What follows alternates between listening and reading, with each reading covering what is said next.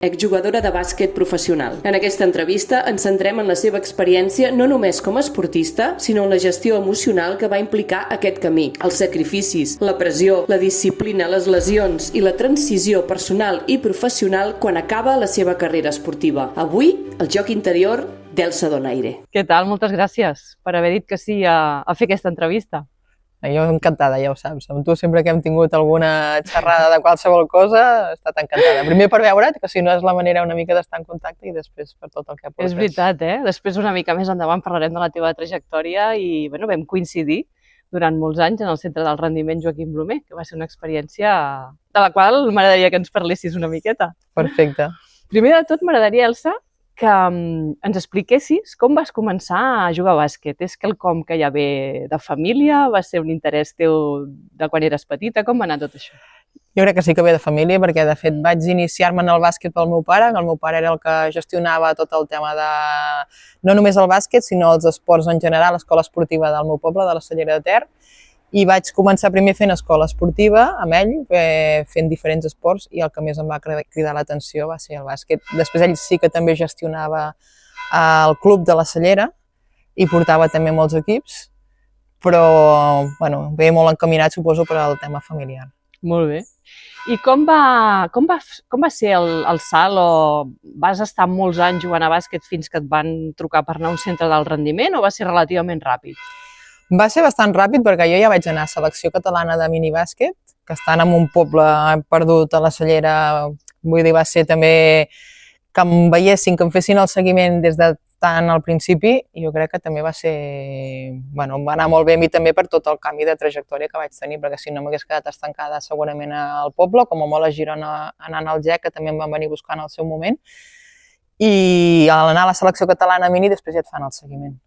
Clar, això és important també, perquè hi ha moltes famílies que no saben que els seus fills o les seves filles quan juguen, quan practiquen algun esport, hi ha els ojeadores, no? Que es diu, que són aquelles persones que van a les competicions, siguin de la categoria que siguin, perquè jo recordo que també em van veure a l'escola jugant a bàsquet, i bé, ells una mica seleccionen i llavors segueixen aquells esportistes que consideren que tenen qualitats per arribar a destacar algun dia. Sí, a més això jo crec que un dels que van començar va ser aquí a Catalunya, perquè a la resta de comunitats autònomes tot això no ho tenia, o si ho tenia, era per això, gent que li agrada el bàsquet feia una mica seguiment i el boca a boca de comunicar-ho al final a altres entrenadors i després arribava al final a la federació de la comunitat que fos. Però aquí a Catalunya sí que és veritat que des de fa molts anys es treballa molt bé a nivell ja des de que comencem, o sigui de base, ja fan tot el seguiment. I això, a mi em va sorprendre que em vinguessin a buscar tan aviat en un poble com a la Cellera per poder arribar a selecció catalana a minibàsquet i anar a campionats d'Espanya. I una altra cosa que probablement també és una mica desconegut és que el seguiment també es fa en femení. O sigui, no tan sols hi ha un seguiment pels esportistes, en aquest cas de la Federació Catalana de Bàsquet, jugadors de bàsquet masculins, sinó que també existeix aquest seguiment per les jugadores de bàsquet des de fa molts anys. Sí, per això deia que a nivell de país al final, Catalunya és una de les comunitats autònomes en començar el seguiment i apostar pel bàsquet femení. Que de fet, com bé parlaves, també tenim la sort de que el projecte Segle XXI també estava a Catalunya. Exacte, va començar a Manresa, justament, a prop de la meva ciutat natal, i després, anys més tard, ja va desplaçar-se a Esplugues de Llobregat, perteneixia, si no recordo malament, la residència Joaquim Blumer, a la qual vas estar durant 4 anys. Sí. Com va ser o com vas rebre tu la notícia, qui te la va donar i com va anar tot això? Bé, pel seguiment tot de Federació Catalana a nivell d'anar primer a selecció de minibàsquet, després ja vaig anar també a tornejos i estades a l'estiu de preinfantil, etc. I la figura que al final ve a buscar-me és en Ramon Jordana, que era l'entrenador de Segle XXI i el que portava tot el tema gestió de jugadores i seguiment i selecció.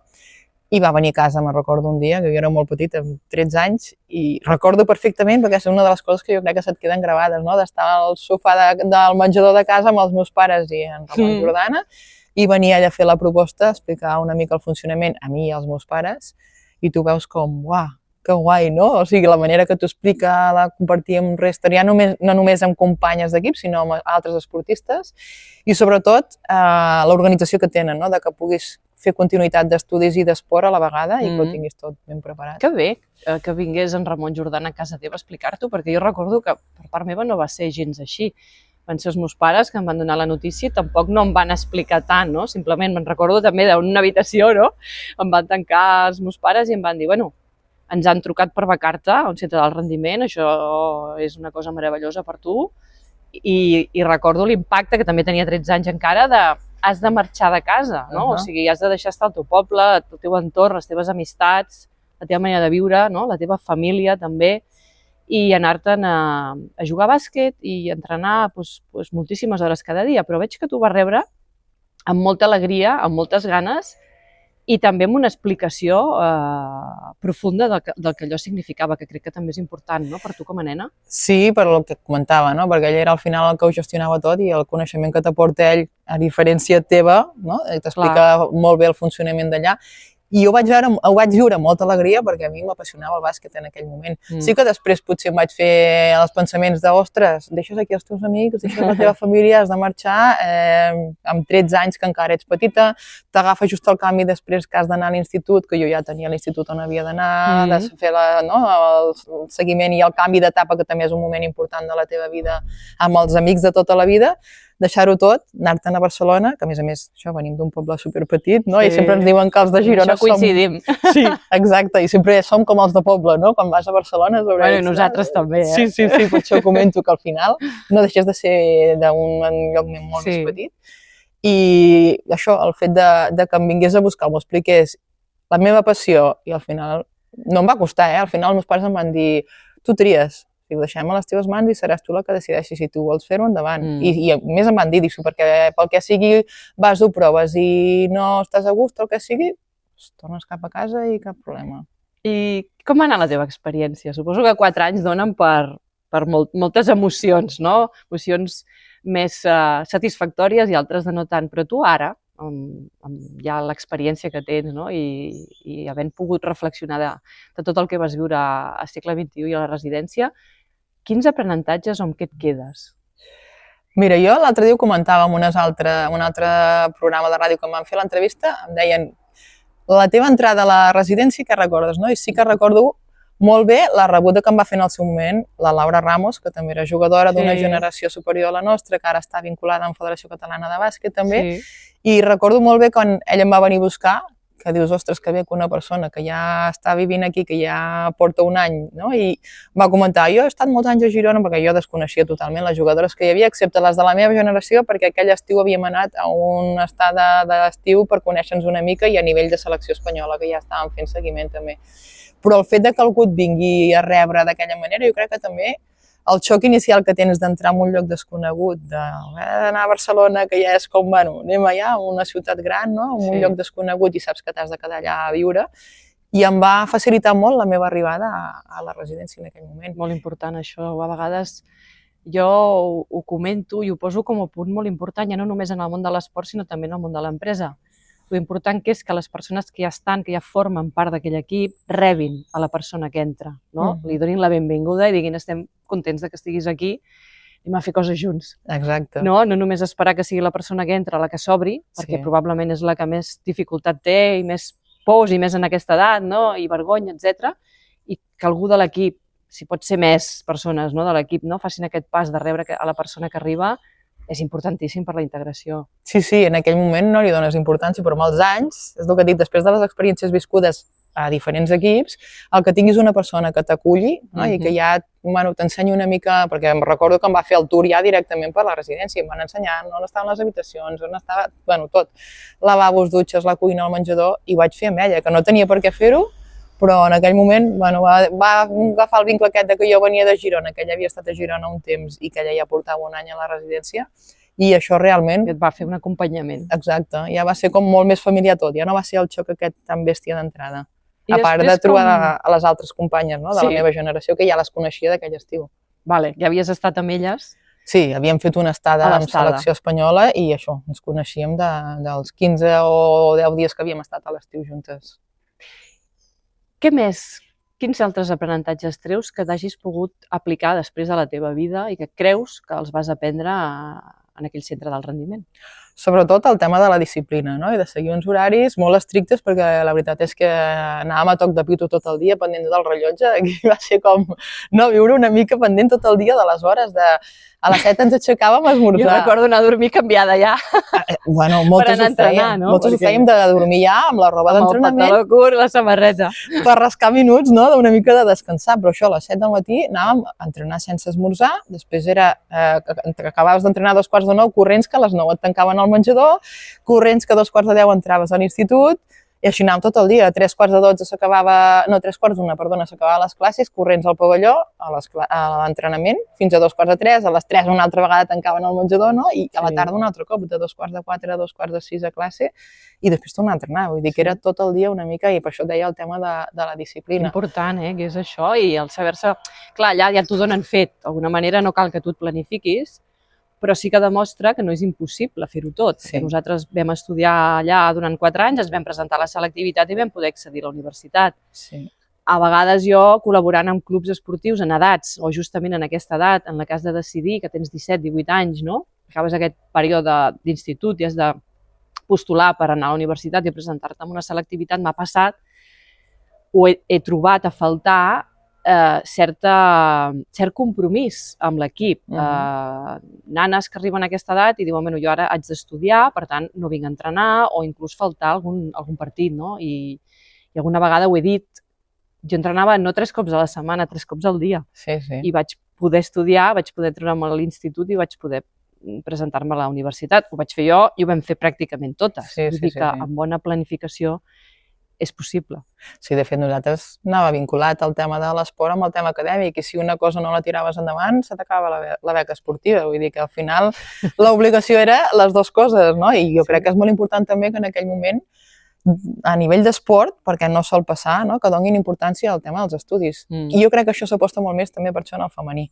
En el masculí és una de les coses, jo crec que ho tenen, és una assignatura pendent, perquè sí, està molt bé que els nens, sobretot tema futbol, perquè ja des de ben petits i més ara, que amb el temps han apostat per nens molt i molt petits, no?, que sí, està molt bé el tema de l'esport, però que tinguin també i donin importància als estudis, que al final no saps mai el que et passarà. Jo penso, Elsa, que nosaltres toquem més de peus a terra perquè no hi ha tanta inversió econòmica al final. Sí, evidentment. I tampoc hi ha tanta rellevància mediàtica, perquè nosaltres jo crec que treballàvem una miqueta, treballàvem molt i treballàvem molt a l'ombra. Sí, sí. Un esport, bueno, que et reconeix la família, que et reconeix l'entorn més immediat. Bueno, jo recordo potser haver aparegut en alguns mitjans de comunicació, a vegades no pel meu rendiment esportiu. Llavors, dius, bueno, no? En canvi, el noi, si és un esport, que també hi ha esports que no tenen aquesta inversió, però si és un noi que sí que és un esport, no?, on hi ha focus mediàtic, on hi ha diners, clar, si et comences a guanyar molts diners molt aviat, no?, i comences a tenir aquestes recompenses tan generoses, tan ràpid, és més difícil també mantenir aquesta disciplina d'estudiar, no?, i tocar de posar a terra. Sí, evidentment que és molt més difícil, sobretot pel tema econòmic, que jo crec que és una de les coses que marca molt l'esport femení i l'esport masculí, però no saps el que et passarà. Després, més endavant, ja parlarem del tema lesions, és que tens una lesió greu i se t'acaba la teva carrera esportiva, i si no tens a darrere uns estudis, que molta gent hi ha passat, jugadors i jugadores molt més que jugadores, per el que parlem ara mateix, no? Però és que has d'estar preparat per tot una mica el que et vingui de la vida. Perquè al final, i les noies més pel fet que diem, al final econòmicament et compensa pel dia a dia, o sigui, no et dona per més, i si no tens una cosa darrere perquè en un moment donat diguis o tinguis una lesió o tu decideixis deixar-ho, és complicat després. Parlem una mica d'aquesta part professional, no? De quan deixes ja, diguéssim, el centre del rendiment. Què passa aquí? Jo crec que és un moment molt important també perquè coincideix acadèmicament amb el canvi ja d'examen de selectivitat i haver de decidir tema universitat, el que vols estudiar, i dedicar-te després, quan acabi la teva carrera esportiva, no?, la teva professió, que serà el que viuràs el dia a dia fins que t'acabis. O sigui que tu ja pensaves en aquest més enllà. Jo ara estic jugant a bàsquet, això ho puc fer durant un temps, però jo sé que això s'acabarà. No sé si ja pensaves en una edat límit. No, edat límit mai. Mai he tingut el plantejament de dir... Perquè, bueno, com era la teva passió, al final jo crec que quan ets jove, sí, és que ni t'ho planteges, però sí que tenia molt en ment que havia de tenir uns estudis i a casa també m'ho recordaven molt, que jo crec que també és important que la família toqui de peus a terra i que estiguin a sobre, no? El fet de que tinguis uns estudis perquè no saps el que deia abans, si tu al final t'acabes cansant, si tens una lesió greu, pel que sigui, que hi hagi una cosa a darrere en què encaminar-te, perquè ja és molt bèstia el xoc, no? Que ja en parlarem també de quan deixes la carrera esportiva i et dediques al món laboral normal fora de l'esport, com perquè a sobre no tinguis res ni estiguis preparada per a aquest canvi. I com ho vas fer per combinar la formació, no? L'estudiar i el poder jugar a bàsquet? I, a més, en tants equips com vas estar. Sí, això és una dificultat afegida, perquè vaig marxar, el primer any recordo, el pas aquest que vaig donar a nivell professional, vaig anar a Burgos, que era un equip que acabaven de pujar a Lliga Femenina, amb la qual també no era tan professional, era molt més familiar, i una de les condicions del meu primer any va ser que em paguessin els estudis universitaris, que vaig començar la carrera d'infermeria allà, que no volia estudiar infermeria, o sigui, jo volia fer fisioteràpia, però vaig anar a Burgos, allà no hi havia universitat de fisioteràpia i vaig començar infermeria, perquè vaig, també estar una mica dintre del món sanitari i vaig començar allà la carrera. I el club, al no ser segurament tan professional, em permetia als matins poder assistir a les classes de la universitat i a la tarda als entrenaments.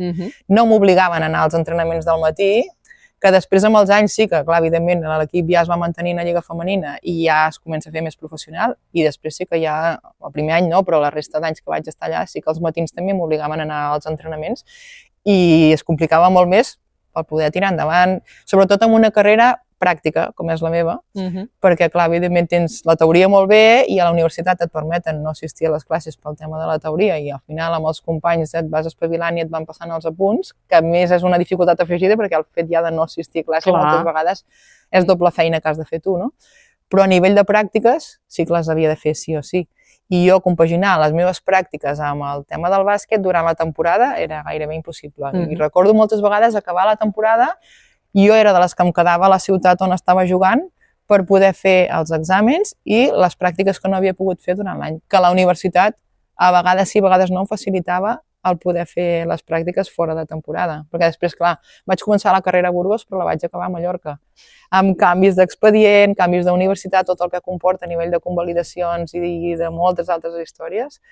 Encara se't fa molt més llarga, no? Ja anem molt més lents que la resta pel fet que moltes vegades per tema competició no et puguis presentar els exàmens, que això és un altre món a part, a diferència dels Estats Units, per exemple, que jo crec que moltes jugadores joves d'ara marxen als Estats Units pel fet que la facilitat que vam tenir nosaltres en segle XXI, elles tenen aquesta continuïtat amb universitat i aquí no existeix. Sí que tens unes places guardades a l'hora de la selectivitat per esportistes d'èlit i sempre i quan hagis aconseguit mèrits esportius amb selecció espanyola i has de quedar entre, si no recordo malament, en aquell moment eren les 4 primeres d'Europa perquè tinguessis el nomenament aquest d'esportista d'èlit i et poguessin facilitar una plaça d'accés a la universitat com a esportista d'èlit. Però jo crec que és una dificultat afegida el que no hi hagi una mica de col·laboració amb esportistes d'èlit. I tant. Al llarg de la teva carrera, Elsa, has hagut de conviure amb les lesions moltes vegades. Com ho vas viure tot això?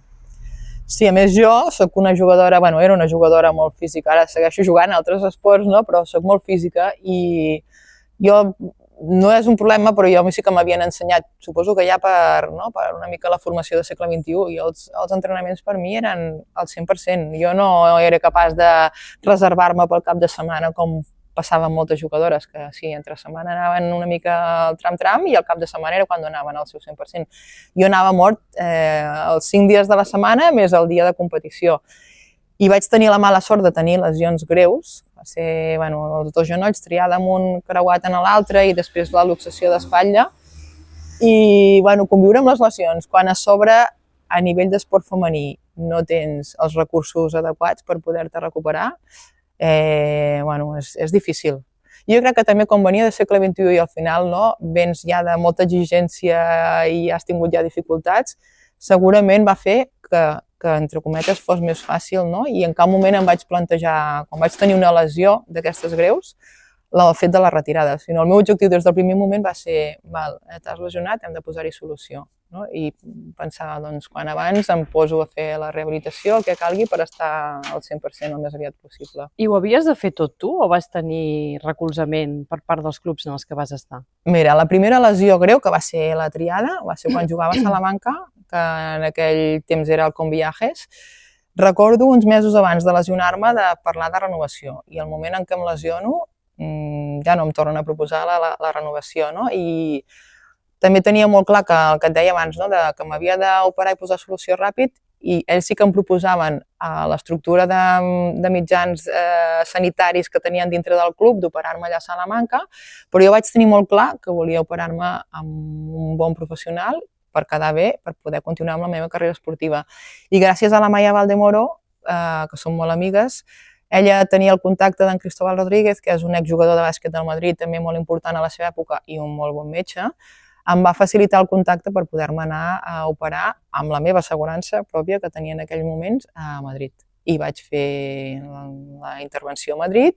Sí que després, a nivell de rehabilitació, vaig tornar al club, a Salamanca, i sí que disposava d'un centre de fisioteràpia que era on feia la rehabilitació, però la intervenció va ser tot costejada per la meva assegurança en aquell moment.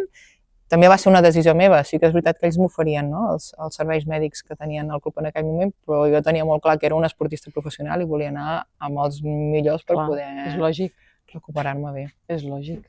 Com vas gestionar emocionalment les lesions? Perquè ja no és només el recuperar-se físicament, sinó després què passa mentre... Quan em lesiono, què penses? Com vius mentre estàs lesionada? I després la recuperació, quan ja tornes, quan ja t'incorpores altra vegada a jugar. Jo crec que això, més a la nostra època, ara potser sí que hi ha més recursos a nivell de club, però nosaltres estàvem molt desemparades a nivell ja només de la cosa bàsica que és un metge, un fisio, un lloc on rehabilitar-te. En aquells moments molts clubs no disposaven d'això. Ja, clar, lesiones, no? I penses, primer que és un món desconegut, i més amb una lesió així greu que també ho desconeixes tu com funciona, ni el que has de fer ni res. Ja et dic, el meu primer pensament va ser, ja estàs lesionada, primer proves mèdiques, et surt que tens la triada, estàs lesionada, una lesió greu que més t'expliquen de què va, una mica, no? I gestiones tu mateixa, suposo que pel fet també això de venir de segle XXI una mica, que ja vens d'un lloc que ja estàs una mica encaminat ja a selecció espanyola, al seguiment, a una estructura ja bastant preparada, no? I jo recordo, l'inici és, m'he lesionat, vaig a posar-hi solució, doncs a treballar i a posar el màxim de mi per poder recuperar-me.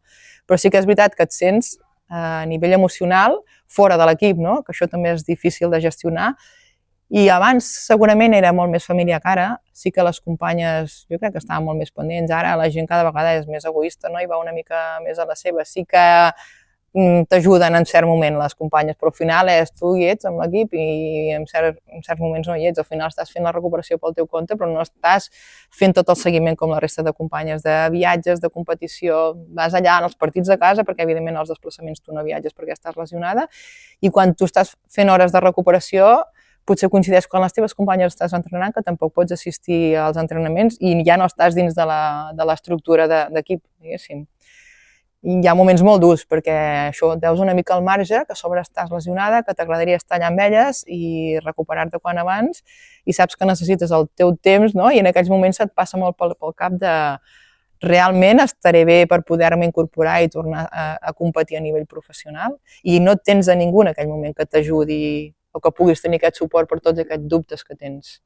En aquella època jo recordo almenys que ni se'm passava pel cap la idea de poder acudir a un professional, doncs un psicòleg o un coach esportiu. No sé si a tu se't va passar pel cap o vas alguna vegada treballar amb algun professional d'aquest àmbit. Mai de la vida. Jo recordo al segle XXI sí que ens van posar un any, no sé si era el tercer o el meu quart any, ens va posar un temps un psicòleg esportiu, però clar, allà també ets molt nena i jo crec que ens ho agafàvem a riure perquè al final feies una mica de... A més era conjunt, no eren sessions individuals i al final el que passa que un encomana l'altre, poses a riure a fer tonteries, ens feien fer exercicis que havíem de fer i portar-los i tu agafaves a riure una miqueta i crec que com no vam donar molta importància van deixar aquesta figura a part una altra vegada i ja no va tornar a existir. almenys a l'època que vaig Aquest és estar un jo altre allà. tema, no? Ja no és només posar els mitjans, també les persones que el reben han d'estar preparades per rebre aquests mitjans. I això és cert que a vegades genera riure, a vegades genera i això què és exactament, o què ens aporta, o és necessari, o és superficial, és una tonteria.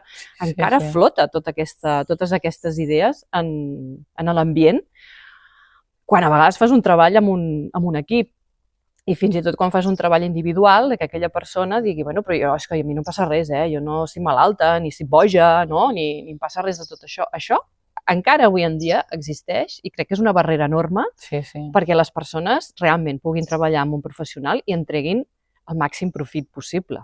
Sí, i ara amb l'experiència, després dels anys, i suposo que també una mica perquè estic dintre del món sanitari, no? Però avui en dia se'n parla molt més de tots els problemes, o no problemes, sinó això, el fet de tenir una persona a qui saps que pots acudir en un moment així que necessitis el que sigui, no?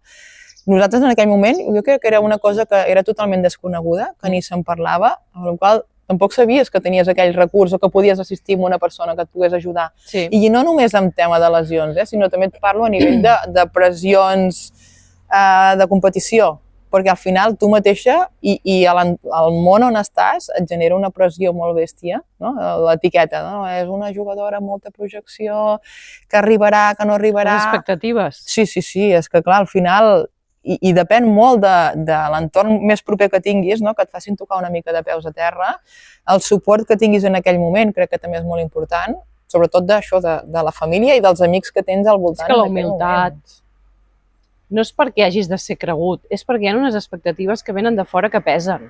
I no és que un sigui cregut o que cregui que és millor que ningú, sinó que vol complir amb aquelles expectatives que han dipositat. Llavors això és una pressió extra, que en aquestes edats, quan un és tan jove,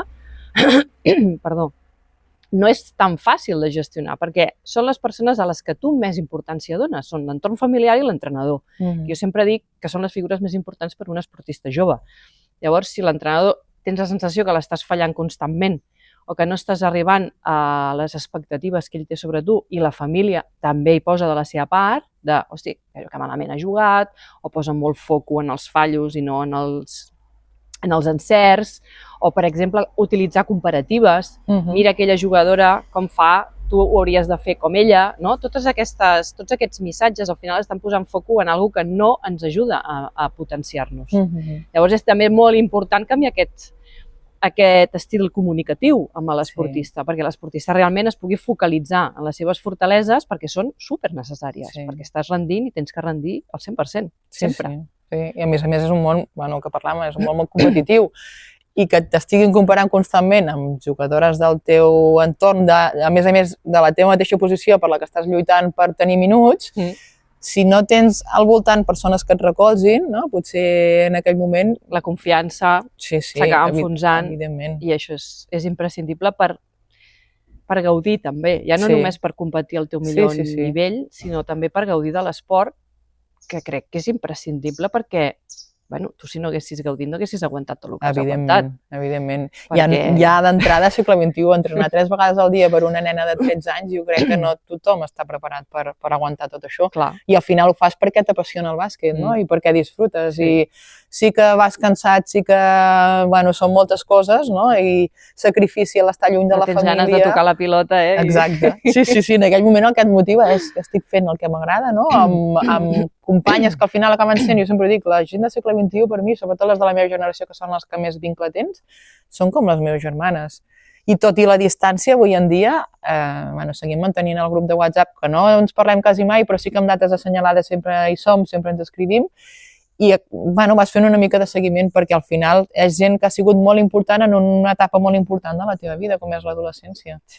I el fet, això que comentaves, d'aquest company, jo me'n recordo quan vaig entrar al segle XXI, a mi em comparava molt amb tu, perquè eren dues jugadores molt físiques, que saltaven moltíssim, i el propi Ramon Jordana, a vegades en els entrenaments, el tir en suspensió de la Núria, fixa't en la Núria, i no sé què de la Núria, i era com, sí, per mi eres una mica el meu mirall, perquè clar, a mi som 2 generacions entremig, i clar, jo et veia amb aquell físic que tenies tan potent, i els salts que feies, i una persona també molt alegre, jo sempre t'he vist com una persona, això, sempre molt somriure, molt alegre, i això, de comparar-me molt amb tu i de ser una mica la persona allà dintre a qui mirar-me, no? I a qui seguir.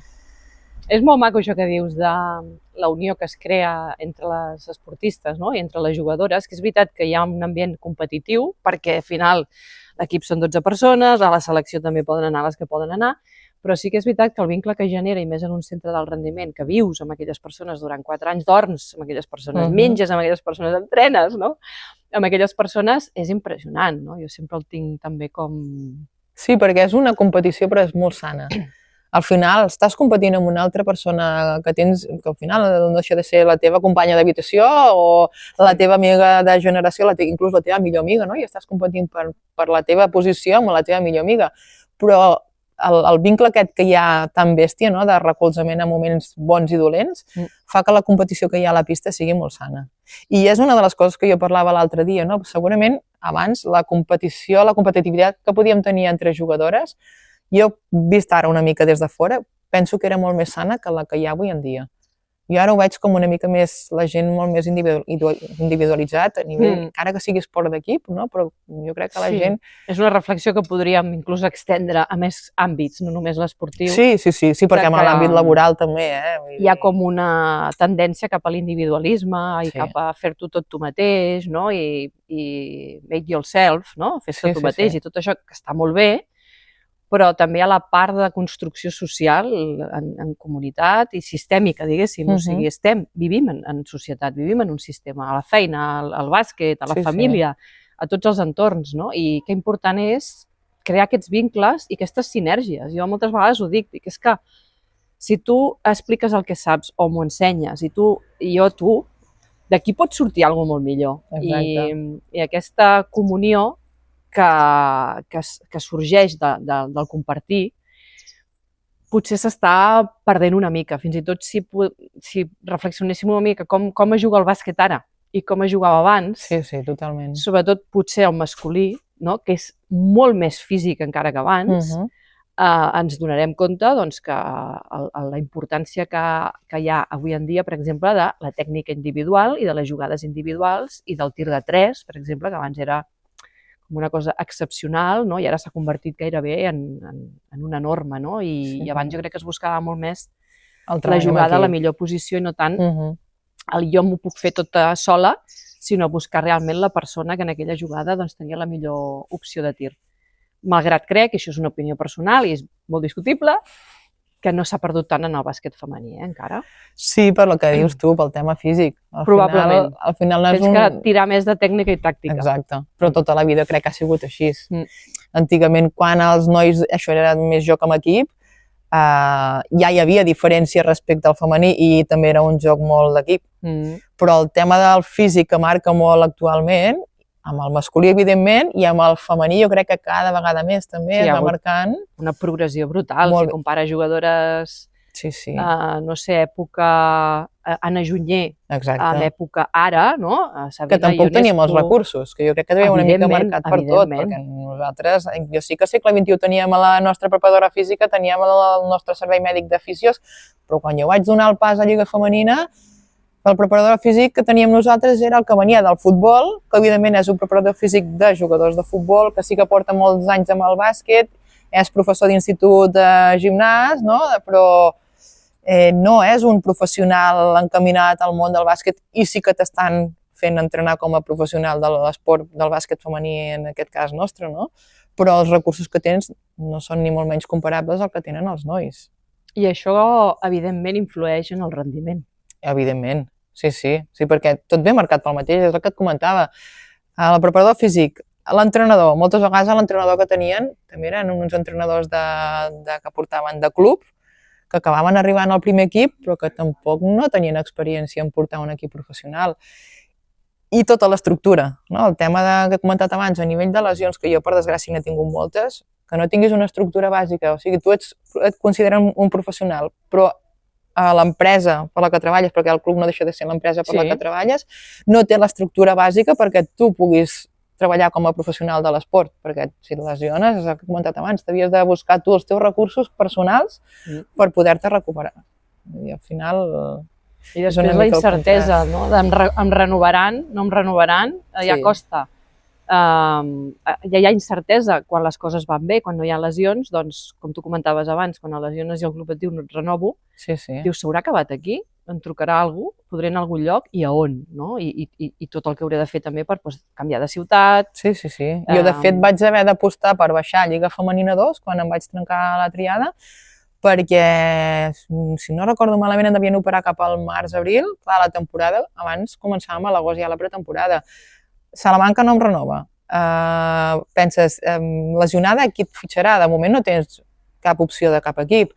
I vaig pensar amb el meu representant que tenia en aquell moment, doncs em plantejo el baixar de categoria, que potser no hi haurà tanta pressió, no? I et donen més marge de recuperació. I per sort, jo genèticament sóc afortunada, i en 4 mesos i mig tornava a estar a la pista. Amb una lesió així greu, jo crec que poca gent ha arribat a estar en pista en 4 mesos i mig, però com vaig tenir molt clar des del primer moment que el que havia de fer és buscar solució, pel meu compte també aquell estiu recordo, també a través de la Maia, anar-me'n a València tot l'estiu a treballar amb un preparador físic i una fisioterapeuta, que al final tens la sort que et trobes gent bona pel camí, i sense cap cost, perquè al final eren 2 persones superencantadores, no? Que jo crec que això, el veure una mica desemparada la gent, no? Ja que ells havien d'estar allà entrenant, em van acollir superbé i vaig estar tot l'estiu entrenant amb ells, i recordo anar, que aquell any vaig fitxar per al Nàstic Jovent de Mallorca, que també era un club molt familiar, que acabaven de pujar a Lliga Femenina 2. A mi l'entrenadora, fins que no vaig tenir l'alta mèdica, no em deixava posar en els entrenaments amb la resta de companyes, perquè ja em veia, no? Que jo venia d'una exigència màxima i jo ja em notava bé físicament com per estar allà al mig, però ella em va dir, no, fins que no tinguis l'alta mèdica no et deixaré entrar en els entrenaments perquè hi ha el risc que et tornis a lesionar, i més vinguent d'una lesió així important, no? I m'anava posant una mica ella al fre, perquè tampoc tens a ningú, i menys amb un Lliga Femenina 2 encara. Amb un Lliga 1 menys, però amb un Lliga Femenina 2 encara menys a nivell d'estructura. Però com d'important és, Elsa, a mesura que et vaig escoltant explicar la teva història, també una mica a vegades avui en dia hi ha la idea de jo mereixo, no? A mi m'han de donar, jo tinc dret a, i com tu estàs demostrant amb tot el teu discurs tot el que tu has posat de la teva part. O sigui, tot el que tu tens, realment t'ho has guanyat amb disciplina, amb exigència, amb compromís i amb un treball extraordinari. Si a tu, en qualsevol moment, alguna d'aquests valors t'hagués mancat, tu no haguessis tingut la carrera que has tingut, perquè realment no has tingut els medis quasi bé mínims, moltes vegades, que necessita un esportista per poder desenvolupar el seu màxim potencial. Sí, i jo et comentava una mica, no? El fet de venir també del sacrifici del segle XXI, jo crec que això també m'ha marcat molt, de no rendir-me, no? És una cosa que també prens allà, que al final vas trobar 1000 obstacles, se't fa molts moments difícil, això, l'estar separat de la teva família, el tant d'entrenament, no? Perquè evidentment és una cosa que t'apassiona, però també estàs cansat i al final has de tirar endavant, com comentàvem abans, estudis i esport. Quan ja has acabat d'entrenar, després has de fer l'esforç de posar-te a estudiar perquè tens els exàmens, tens l'institut, que és una etapa també de canvis i difícil, i el fet aquest de venir d'un lloc amb tanta disciplina, jo crec que m'ha marcat molt també el fet de les meves recuperacions amb les lesions. Segur. I de no rendir-me, no? El fet de dir, bueno, m'he lesionat, doncs no passa res, un altre obstacle més, però amb força, sacrifici i sobretot la passió que tens per seguir endavant amb el bàsquet és el que m'ha fet sempre lluitar per tornar a estar bé. Com vas anar veient, no sé si va ser gradual o va ser de cop, que s'acabava la teva carrera esportiva? Primer per edat, no? Perquè ja vas veient que et fas gran i després una mica pel cansament, això, a nivell de lesions, de lluita constant, en aquell moment hi havia una crisi important econòmica i t'havies de barallar al final amb els equips per poder cobrar el que era teu. Que dius, jo tinc un contracte, he signat per un equip professional i hi havia molts clubs que en aquell moment no pagaven a les jugadores. Al final era... Jo recordo, l'última lesió que també va ser el creuat, jugant a nivell de Copa Catalunya, perquè també ja havia apostat fer l'últim any fora, me'n volia anar a Brasil, tenia tot acordat pel gener fitxar amb un equip de Brasil, i sí que va ser octubre-novembre la lesió. Vaig venir aquí a Girona perquè estava fent un postgrau. Venia de la Seu d'Urgell, que m'havia lesionat el Soli aquella temporada. També per la lesió del Soli vaig estar molt temps per recuperar-me, que també vaig haver-me de buscar recursos de l'equip mèdic del Barça, perquè jo havia jugat un any a UB Barça, per poder-me tractar d'aquella lesió. Es va complicar. Me'n recordo l'últim partit, que va ser el gener contra Ros Casares, que em van infiltrar per poder jugar perquè ja em veien prou bé. Va anar molt bé fins a la mitja part, després, evidentment, per mala sort, segurament pel tema de la infiltració no notava el dolor, vaig anar a jugar a la segona part i ja no podia ni caminar. I ja es va fer una reruptura de la lesió que tenia en el sol i es va complicar, no vaig tornar a jugar en tota la temporada, amb recaigudes amunt i avall buscant els teus recursos per poder-te recuperar. I recordo que vaig dir, estic fins als nassos, no vull saber res més, em vull dedicar a acabar el meu postgrau, que és el que he estat fent durant aquest any a distància, i he de fer les pràctiques sí o sí. És una cosa amb la que he invertit i ja comences a tenir una edat, no? I també vas pensant, m'he d'introduir al món laboral, que tampoc és fàcil aquest canvi. Amb una professió com la meva, que és la sanitària, que vens de zero experiència laboral, que fa 6 anys que has acabat la carrera, que evidentment canvia tot, canvien els materials, canvia el lloc on hi he estudiat la carrera, i evidentment, com no tens la pràctica, arribes a un lloc, no? I et diuen, què has fet? No, jo he jugat a bàsquet fins ara, i et diuen, molt bé, està molt bé això, no? Però clar, necessitem ara que et dediquis al món de la infermeria, que és el que has estudiat i per el que t'estem contractant aquí, no? I recordo que vaig dir, doncs mira, aposto al gener marxar a l'estranger, fer l'últim any d'estranger, que també ho tenia molt clar, de dir l'última experiència, viure aquesta experiència amb un equip fora, a nivell internacional, i ja tornar cap aquí i deixar-ho tot.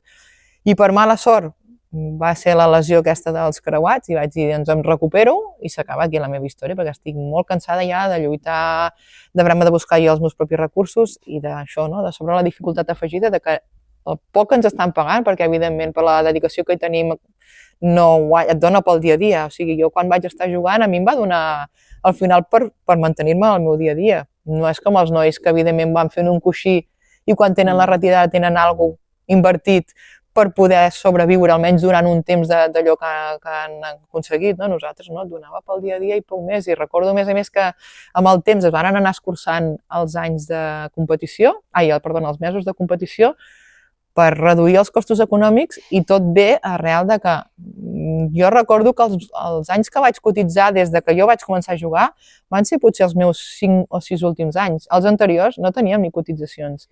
Era tot il·legal i van obligar a cotitzar i que fos tot legal perquè va haver-hi un accident d'un equip en un desplaçament, un equip professional, que va tenir un accident i una jugadora va acabar amb problemes físics per tota la seva vida.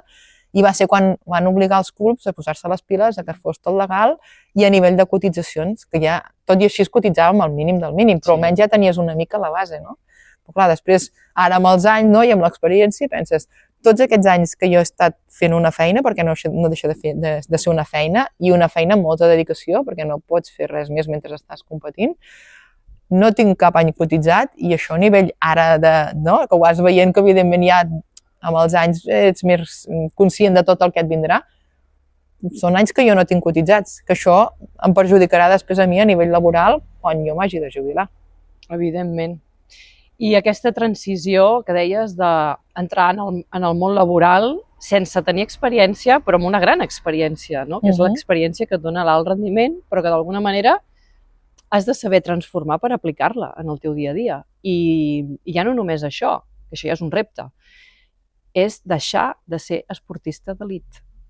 Sí. Això es veu com un dol. Sí, com un dol i a més un canvi molt bèstia de vida, no? Perquè és el que et deia abans, és la teva passió, no? Tu t'encanta fer aquell esport i has tingut la sort o que has estat en el lloc que havies d'estar o el teu sacrifici o el que sigui que t'ha portat poder viure de tot allò durant molt de temps, no? I el fet de trobar-te fora d'aquest globus, perquè al final no deixes d'estar en un món paral·lel, perquè per molt que vulguis és un món paral·lel, ets una persona admirada, ets una persona que ja als últims anys, a nivell de mitjans de comunicació en feia molt més de seguiment, no deixes de ser una ídol per moltes persones, ídol entre cometes, evidentment. Un referent. Sí, exacte, un referent. I de cop i volta entres en un món laboral que no ets ningú i passes desapercebuda per tothom. És més per l'alçada. Exacte. No, i t'assenyalen precisament per això, pel fet de dir no, és que aquesta noia era jugadora de bàsquet professional. I penses, sí, clar, però és que jo... És per això que és tan alta. Sí, que et fa molta gràcia després, no? Perquè vens també d'un món de l'esport que ets una persona normal a nivell d'alçada, entrar en un lloc com és el sanitari, de quina noia més alta, i després ja ets l'etiqueta d'aquesta noia era jugadora de bàsquet professional, que a més jo recordo els companys en aquell moment em deien però què fas? Per què no segueixes jugant a bàsquet? Saps on t'estàs posant? Perquè veien també tota la problemàtica del tema laboral, de les hores, de moltes altres històries. També és veritat que des de fora l'esport d'elit es veu com una cosa molt xula, molt desitjable, i jo crec que avui, amb la xerrada que hem tingut i amb totes les coses que has explicat, crec que es pot percebre que darrere hi ha molt d'esforç. La meva primera resposta va ser aquesta, és que des de fora ho veieu tot molt bonic, i sí, estem tot el dia viatjant i estem amunt i avall,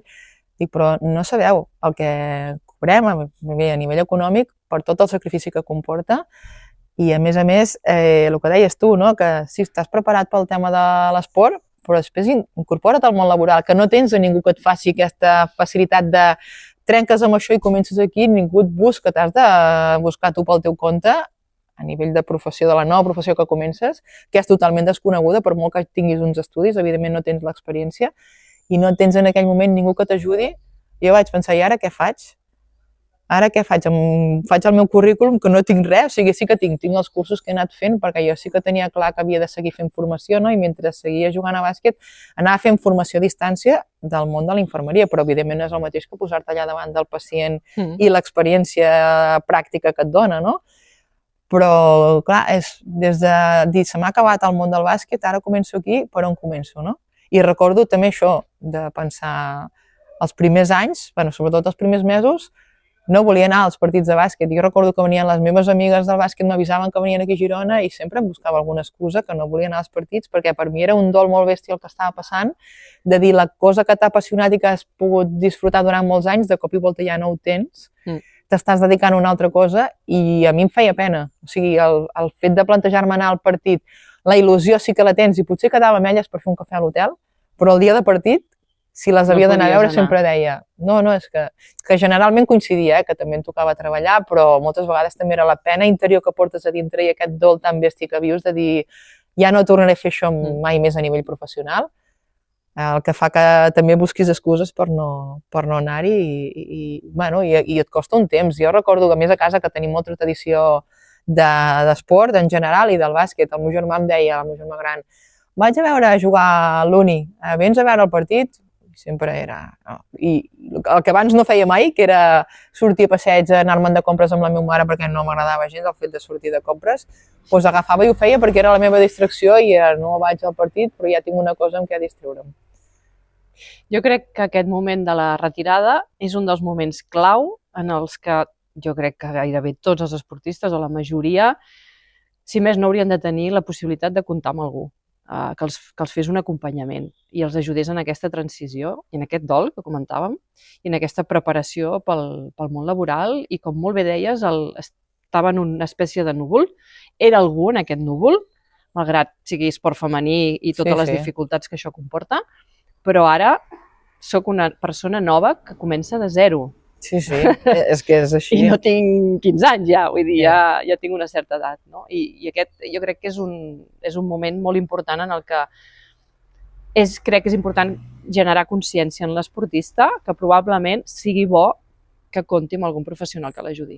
Sí, jo crec que és bàsic. I que l'acompanyi. Jo crec que és una cosa bàsica que no sé si actualment s'està treballant amb això. Hi ha coses, ja. Sí. Ja crec que és molt important. Ja hi ha projectes hasta concrets per treballar aquesta transició, perquè s'està generant molta més consciència, afortunadament, de la importància de la ment i de les emocions en la vida dels esportistes. Sí, és el que parlàvem abans, és un xoc molt bèstia. I és començar, el que acabes de dir tu ara, no? És començar de zero, és que ets una persona totalment diferent. T'has dedicat tota la vida a l'esport i de cop i volta és començar en un món professional d'una altra cosa que no té res a veure amb l'esport. Perquè si tens encara una carrera relacionada amb alguna cosa de l'esport, i per molt que vulguis no acaba sent el mateix que com a esportista d'èlit. Però si a sobre no té res a veure i això és un món totalment desconegut... Que sol passar. Sí, normalment i generalment no té res a veure el que tu acabes fent amb el que venies fent fins al moment. Si tinguessis que donar un consell a una jove esportista, a una jove jugadora de bàsquet que té moltes ganes de ser professional del bàsquet, quin consell li donaries? Sobretot el tema dels estudis. Que sí, que és molt xulo l'esport i que en aquell moment et pot agradar i et pot apassionar molt, però sobretot que tinguin una cosa preparada per si en algun moment es cansen o tenen una lesió important, el que sigui, sobretot això. I això, el fet de que com actualment tenen aquests recursos, que si en algun moment necessiten ajuda, que busquin aquests professionals que els hi poden donar aquesta ajuda i aquest suport. I jo crec que és molt bàsic el tema de la família i de l'entorn d'amics que puguin tenir. Perquè si no tens una família que et recolzi o un entorn d'amics que realment et faci tocar de peus a terra, és molt fàcil que en moments que la gent espera moltes coses de tu... I que et recolzi què és, Elsa? Perquè poden haver-hi famílies que pensin que recolzar és d'alguna manera empènyer, no? D'alguna manera que aquell esportista continuï practicant o que hi posi més ganes o més interès o més atenció. Què és recolzar o què seria un bon recolzament per part de la família? Primer el fet d'escoltar, perquè moltes vegades jo crec que ni escolten, no? Hi ha molts pares que són molt competitius i el que volen és que el seu fill o la seva filla arribi a dalt, perquè clar, des de fora, és el que dèiem abans, es veu molt, molt bonic tot, no? Que els que arriben a dalt i els que es queden pel camí, que aquests no surten enlloc, i al final es tracta de no posar més pressió afegida a la que ja tens quan ets un nen o un adolescent. Estàs fent una cosa perquè t'agrada, no exigeixis més en el teu fill. Al final ha de fer un esport per passar-s'ho bé. Si això comporta que al final acabes destacant i arribes, perfecte, però sempre tenir la llibertat de en qualsevol moment que siguis tu la que vulguis seguir fent esport, que no sigui una obligació per part de la família que en aquell moment t'està apretant perquè volen que arribis, sinó que siguis tu la que realment triïs si vols continuar o no, i el fet d'escoltar-te, no? De quan estàs bé i quan estàs malament, sobretot, perquè hi ha molts moments que estàs molt bé i estàs disfrutant i al final, quan estàs a dalt, tot és molt bonic, però quan no, quan hi ha aquests moments difícils, el fet de saber que tens la teva família que t'escolta i que et dona suport amb allò que estàs vivint en aquells moments, que moltes vegades també les famílies jo crec que no estan preparades per això, no? Perquè, bueno, si vens d'això, d'un seguiment, no? Que sempre has estat pujant fins a arribar a l'èlit, no? Ells veuen la part xula de que has arribat fins aquí, de mira que bé, però segurament tot el que tu estàs patint en aquell moment, o has patit durant molts moments d'aquesta trajectòria, ells no ho saben, tot això. I no és només patiment físic, és mental. No, molt mental. Més que físic, el mental. Al final el patiment físic és cansament moltes vegades, però el patiment mental que tens, això de... Moltes vegades tampoc ho manifestes, no? Però és la distància amb les teves persones, al final, no? Amb el teu... Vols mostrar fort, que tu pots, amb això. Sí, per l'educació segurament que hem tingut sempre, no? De que no pots mostrar cap punt de feblesa, no? I per lo que sigui, al final acabes buscant forces d'allà on sigui i ni ho manifestes. Aquest és el problema moltes vegades, que per vergonya o per l'educació que has tingut sempre és no, això no ho he de manifestar, he de lluitar jo pel meu compte i sortir d'aquí. Anem a amagar aquesta... Sí, perquè com si no hi fos, Sí, perquè es veu com una vergonya, és el que abans comentàvem, no? Del tema psicològic una mica. I això, sobretot al final, a la pregunta que anaves tu, dir amb aquests nois o noies que estan començant que tinguin molt clar que quan tinguin alguna dificultat que ho manifestin, que ara hi ha els recursos suficients i que s'ha d'aprofitar, això. I ja per acabar, Elsa, avui en dia, la Elsa, quin aprenentatge has tret de tota la teva vida com a esportista que ara apliques en el teu dia a dia i com et sents amb tot aquest aprenentatge després d'haver-lo pogut madurar? Sobretot, i sempre ho dic, el millor que m'he portat de l'esport és la gent que he conegut. Al final, el fet d'estar a molts llocs diferents, amb gent molt diferent, vas aprenent molt de cada persona i això també m'ha facilitat el fet del canvi, no? A nivell professional amb una professió que no té res a veure, perquè al final sí, és una cosa desconeguda per tu, entre cometes, però com tens facilitat de gent per tots els canvis que has viscut, i després el treball en equip. Jo crec que a nivell professional el tema del treball en equip, venir d'un esport en equip com és el nostre, no? El sacrifici també m'ha aportat molt, perquè al final la lluita constant que hem tingut també al final a la feina l'acabes tenint també el dia a dia, no? El no rendir-te una mica en moments una mica de desesperació, per dir-ho d'una manera, no? De que veus les coses que es van complicant i tu tot això ho tens guanyat perquè amb el món de l'esport ho has viscut. Estic totalment d'acord. Jo també he fet aquesta reflexió. Què em diferencia a mi o què m'ha diferenciat a mi com a professional que em pugui haver aportat la meva experiència com a esportista del rendiment, no? I et diria el no rendir-te, o sigui, quan les coses estan molt malament, quasi que surt com algú de tu que sempre et diu fes una miqueta més, perquè aquest una miqueta més pot significar poder solventar les coses o poder avançar en aquest punt en el que esteu encallats. I després el que tu deies de l'equip. Això a vegades m'ha passat, o sigui, de trobar a faltar aquesta capacitat de treballar en equip en persones que potser no han practicat un esport d'equip, perquè sí que hi ha persones que practiquen esports però potser són més individuals, tot i que també sempre hi ha un equip de persones que t'ajuden, no?, a avançar en la teva carrera esportiva, però no és un joc d'equip, no? I crec que és molt important en les empreses i en els treballs saber jugar en equip. Sí, sí, sí. I bueno, jo, en el nostre cas també en l'àmbit sanitari, no? Al final no deixem de ser un equip nosaltres també, no? Dintre de la professió hi ha les auxiliars, hi ha la infermeria, hi ha els metges, més després tenim els fisios, que per sort ja cada vegada s'aposta més, com és en el meu cas en els hospitals, hi ha les treballadores socials i les psicòlogues. Vull dir que al final som un grup de gent que tots volem el millor per al pacient, en el nostre cas, no? Si no treballem en conjunt, i per sort ara cada vegada s'està fent més, el fet de fer reunions multidisciplinars per parlar de cada pacient en concret, jo crec que això ajuda molt també a la millora d'aquest pacient. I tant. I és una cosa per la que, al final, per falta de temps, per com ho vulguis dir, es fa molt poquet. Jo, en el meu cas, que vinc del món de les cures pal·liatives, se'ls està donant cada vegada més importància a aquest treball multidisciplinar i crec que hauria d'anar encaminat en totes les professions, al final. Si vols que funcioni, si no hi ha un treball en equip a darrere i la gent és conscient de que hi ha de ser-hi aquest treball en equip, és molt difícil que tiri endavant. Última pregunta. Com integres ara l'esport a la teva vida? Esport com a esport físic? Esport. Practicar esport. Sí, esport com a físic, ara per temes personals, perquè tinc una peque de 2 anys i se'm fa molt difícil treure hores, però intento sempre fer alguna coseta, perquè jo crec que a nivell mental, que és on anàvem abans, també ajuda, no? Al final, el fet d'estar fent una cosa totalment diferent, no? És el teu moment d'escapatòria, de pensar en altres coses, no? El teu propi esforç que comporta el fet de fer un esport, el que sigui, Jo ara, per exemple, he apostat més pel pàdel, que ja és un esport també en equip i social. He trobat, no? Va ser en el moment de deixar el bàsquet, va ser la meva llum una mica de trobar un altre grup de noies d'equip, al final, que jo venia d'un esport amb equip, tot i que el pàdel també no deixa de ser un esport d'equip, però individual, perquè si et fixes en el món professional del pàdel, és molt curiós, no? I és un esport d'equip, però que cadascú ho viu a la seva manera, i per això passa el fet de les separacions de les parelles quan comença la temporada, fins que acaba hi ha moltes separacions, però per mi va ser el que em va portar una mica el tornar a competir, que és el que trobes a faltar sobretot inicialment, el fet de conviure amb gent, que és el que has vist tota la teva vida amb les teves companyes d'equip, i el que va fer una mica que aquest dol que parlàvem abans no fos un dol tan bèstia.